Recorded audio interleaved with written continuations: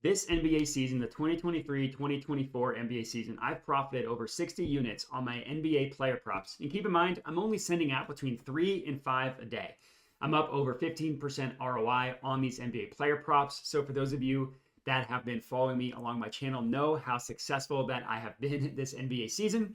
And if you're new, well, you're going to learn, because in this video, what I figured I would do is take a little bit of a step back from the day-to-day NBA grind, giving out NBA bangers and stuff like that. Take a step back and talk to you about, and just kind of talk through my NBA player prop betting strategy. So instead of just giving you a bunch of picks to tail, I'm going to take a little bit longer and I'm going to walk you through how I start my day and how I start my research process and stuff like that. There's a couple things that I want to note before I get into everything. Number one, I'm going to talk to you about a bunch of different softwares that I use. The one thing that I want to be clear about is I don't get paid by any of these companies. So I don't get paid to promote any of their softwares. They're just companies that I think are good and that I think are worth using. Some of them require a subscription. Some of them are free. So I kind of leave that up to you, depending on if you want to use the free ones or you want to pay for whatever. But like I said, none of that stuff I get paid for. And another thing that I want to note is that none of these sources are the end all be all, meaning if one source tells you something is a good bet, like Courtside Pal is a website I'll get into, just because that Courtside Pal has it as a good bet, I won't blindly bet on it based on that. I want to look at the entire scope. I want to look at all my different research sources and then kind of make a decision based off of that. But as I mentioned, I'm up over 60 units, up over 15% ROI on my NBA player prop picks. Everything is given out for free, either on YouTube or on Twitter. And another option that I do have is that I do have a dub club as well. It's only $5 a month, and I'm not selling you any VIP picks package or anything like that. Anything you get on Dub Club, you can get for free, either on YouTube or on Twitter. I just like having the Dub Club because some people just want to have one source where they get everything texted to them before the odds change. So that is an option, but just kind of giving the people an idea of where all my information and stuff comes from. It's Dub Club for $5 a month, or on YouTube or on Twitter for free. But that is enough of that. Enough of the preamble. Let's get into actually my NBA player prop betting strategy, talk you through my thought process and how I go about everything, and hopefully you guys can learn something as well. So to start, I wanted to give you a list of the sources that I use, right? Here are the list of the companies that I use, the websites that I use to help with my NBA player prop betting. I use Courtside Pal.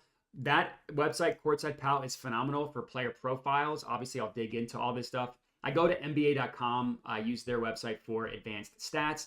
Props.cash I used for historical data and injury situations. There's a website called #NBA, which I don't love the name, but they're really good at giving you how a defense fares versus a specific position. And you can also look at time frames as well. Then I use RotoWire for a lot of stuff, actually. I use RotoWire for injury news, for minutes projections, and then for plus minus information as well with players on, off the court, or since a certain date, stuff like that.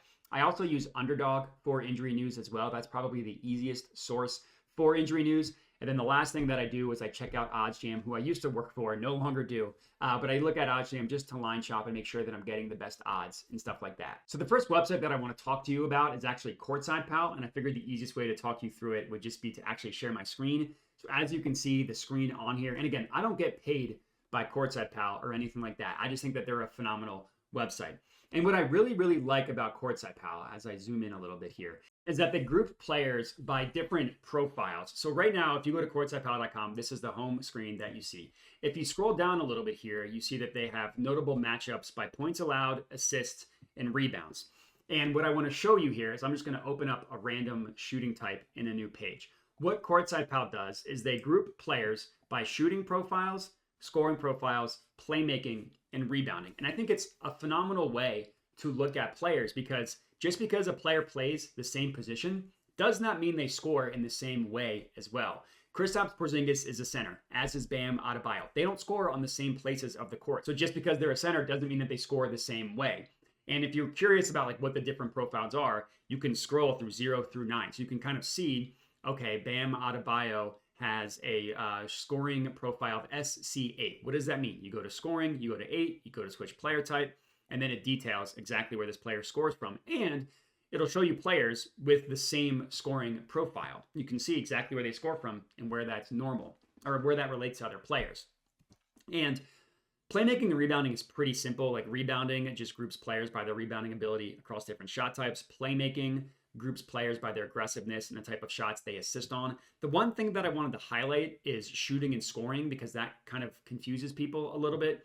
So shooting profiles groups players by the types of shots that they take. Doesn't matter whether they go in or not, just where they shoot on the court. Scoring actually takes into account the player actually putting the ball in the basket. So scoring profiles are grouped by how often they score from various distances. So it's kind of cool. It doesn't just groups the high usage shot creators, the guys that shoot a ton in the same scoring profile to know what percentage of their shots come from different areas of the court. And I actually did email Courtside Pal about this to kind of highlight the difference between shooting and scoring. And shooting profile, it doesn't matter whether the shots go in or not. So if a player takes a ton of three-pointers, that would count towards the shooting profile. If that same player, Jordan Poole, misses a bunch of three-pointers, that would not count towards their scoring profile. And that's kind of the difference between the two.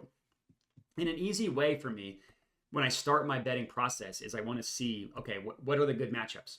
I'll go to, actually I should show you. So I go to matchups, I literally click this link here, and then you go to each different profile, shooting, and then I sort by rank. This shows you what defenses give up the most points to this shooting profile. So green equals that would be a good matchup based on the defense. You can also sort the other way.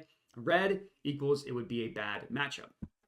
So I'm going through the shooting profile, the scoring profile, the playmaking, the rebounding, whatever, and I'm trying to find out what are good matchups for tonight. When I'm looking at a player's points, I want both the shooting and the scoring to show a good matchup. So we kind of see some examples here, like Dante DiVincenzo, number one, or I should say that the Hawks, who he plays tonight, are giving up the most points per game to his scoring profile. Let's go to shooting. They are also giving up the most points per game to his shooting profile. Let's look at playmaking. Sort the other way. Kyrie Irving. The Pacers are giving up the fewest amount of assists per game to Kyrie Irving's playmaking style. Stuff like that. So, okay, maybe Dante DiVincenzo points or three-pointers is a good play tonight. Maybe Kyrie Irving under assists is a good play tonight. That's the first thing that I look at. But when I see that a team defense is a good matchup for a player, I want to find out why. Okay, but why is it a good matchup for this player? And is that still the case? Because the one issue that I have with Courtside Pal is it gives you data based on the entire season. So whatever happened in October and November is being weighted the same as what's happening recently, which we all know that's not really the case of how the NBA works. So what I like to do is go to NBA.com and then dive into official stats from there. And you can filter by dates. You can filter, okay, from February 1st on, depending what month you're in. Like I try to look at the last 30 days as my, I look at the last 30 days as my kind of sample size, because 30 days a month, that gives you enough time to kind of see changes and stuff like that. Now, obviously injury news, there's a ton of stuff we need to go over, but this is kind of just going through the step-by-step process. So we saw that Dante DiVincenzo was a good matchup against the Hawks defense. Well, let's find out why. Where does Dante DiVincenzo shoot from? And where do the Hawks give up a ton of points? Let's just start with the Hawks. So all you need to do to get to the tab that I'm on now is go to stats and go to teams and then go to see all. So what I'm doing now is I'm just looking at, okay, where do the Hawks give up a lot of points? So let's find out. So we're on teams. What you want to do is go to opponent shooting. That takes you to this place. And then you don't have to do it in this order. This is just how I'm going. And then by distance range, you go to by zone. And then you can see it groups defenses by restricted area, by points in the paint, but not restricted area, mid-range, left corner 3, right corner 3, and above the break 3. Now I want to look at the data from February 1st on to get the most recent data. And let's just go through it. Dante DiVincenzo, he's not a guy that scores under the basket, right? He shoots a lot. So we're going to start with the three-pointers. So let's look at the most made above the break three-pointers since February 1st. The Hawks are third. Okay, if Dante DiVincenzo takes a lot of above the break three-pointers, you can understand why he's listed as a good matchup. Let's go to corner threes, and we're going to filter by the most corner threes. The Hawks are also giving up the third most corner threes in the NBA as well. So a player that takes a lot of corner threes and a lot of above the break threes, that would be a good player that you'd want to target against the Hawks defense. But that's not only that. The next thing I want to look at are different types of shots. So you click this little drop down here, you go to general, you see overall, but what I want to look at is catch and shoot, because Dante DiVincenzo, he catches and shoots a lot. He's not really a pull-up guy, but you can filter by pull-ups as well. So you go to catch and shoot, and you look at, okay, most three-pointers given up from catch and shoot. And again, you want to make sure that you're looking at February 1st, which we are. So Looks like the Hawks are also giving up the third most catch and shoot three-pointers as well. So the third most corner threes, above the break threes, and catch and shoot. Let's see where Dante DiVincenzo scores. We're going to go to stats. We're going to go to players. We're going to go to see all player stats.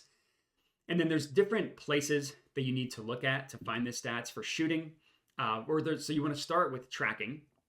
And then you see catch and shoot. So you want to make sure that we filter for February 1st on. And then let's see. All right, who takes the most catch and shoot three-point attempts since February 1st? That would be Dante DiVincenzo at 9.7 per game. The next closest guy is at 7.7. That's crazy. He also makes the most catch and shoot three-pointers as well. Remember, the Hawks are giving up the third most catch and shoot three-pointers made since February 1st. So you kind of understand, okay, that's why that's a good matchup. But you can drill in even further if you want. You go to shooting, make sure you go to by zone. Then again, you want to look at since February 1st on, which we are. Who is attempting the most corner threes in the NBA since February 1st? Ayo Dosunmu is first. Dante DiVincenzo is second. What about above the break? Steph Curry's first, Luka's third. Steph Curry's first, Luka's second. Look who is third. Dante DiVincenzo. So, yeah, okay. Dante DiVincenzo, three-pointers. Looks like a good play on the Hawks. Next thing I want to do, what are the odds like? So I go to oddsjam.com. I go to Hawks versus Knicks. I click player made threes. I go to Dante DiVincenzo, and I immediately see, hey, 4.5 is a big number. We'll need to investigate that a little bit. 4.5 is a big number, or 5.5 as well. But look at the odds here. Plus 145 at FanDuel.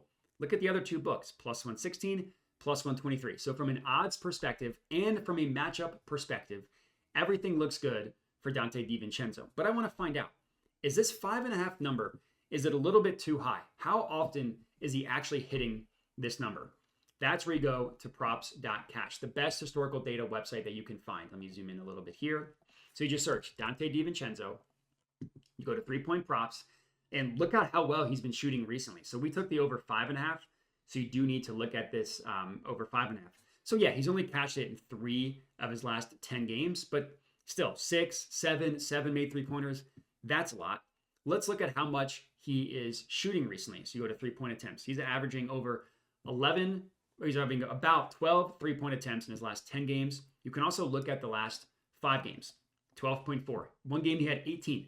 Another game he had 14. Shooting the ball a ton. So that's kind of how I landed on Dante DiVincenzo as a good play for his 3-point prop. Now, I'm not going to walk through every single example. There are just a couple more places where you want to find stats on the NBA. So one thing I like to look at a lot is assists, and I like to look at potential assists. One way you can find that, you go to shooting, you go to tracking, you go to passing, and then you can filter by potential assists. So Tyrese Halliburton is averaging the most potential assists on the entire year. Let's see who's been doing well recently. February 1st on. Looks like Tyus Jones is averaging the most potential assists since February 1st, with Luka and Trae Young tied for second.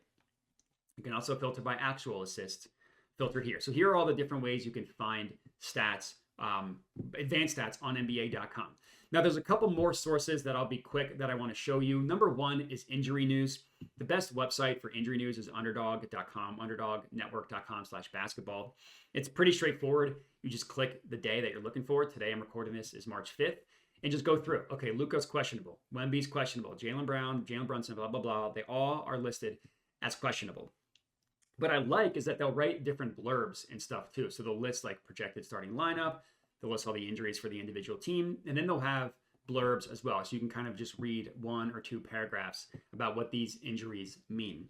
RotoWire is another website in which you can look at injuries. They list here may not play, Markelle Fultz, game time decision. May not play. Nick Richards, game time decision, Melo Ball out, blah, blah, blah. You see kind of it listed here. But RotoWire specifically I like because you can look at both projected minutes and on-off court stats as well. So with the Magic, okay, let's look at the projected minutes. So Banchero 34, Franz 33. Projected on-off court stats as well. You can see their usage rate. The one thing that I do really like about RotoWire is that you can customize on-off stats as well. So for the Knicks, right, Jaylen Brunson is questionable to play. So I'm going to click customize which players are on off the court. I'm going to open this in a new tab. because I know Jalen Brunson's listed as questionable. Okay, well, how does that impact my Dante DiVincenzo play? Well, let's go. So we're going to the New York Knicks. We're going to go players off the court. We're going to go with, we're looking at Jalen Brunson off the court. And I want to look at the data from February 1st on because it's the same time frame that I like to look at. So I go to February 1st, I go to today's date, then I click View Stats, and it gives you per 36 minutes and the difference per 36 as well. And I think the difference is the most important one. So Dante DiVincenzo averages 6 more points per game, or excuse me, 6 more points per 36 when Jalen Brunson's off the court.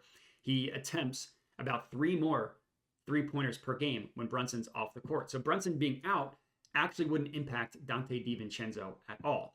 Another way you can look at injury news is via props.cash. You can look and see how a player performs with players out of the lineup. So you can go like without, you see it on here, injuries. So without Jalen Brunson, how's he shooting? You can see the data here. 7 3-pointers in each of the last 2 games without Jalen Brunson. That's pretty good.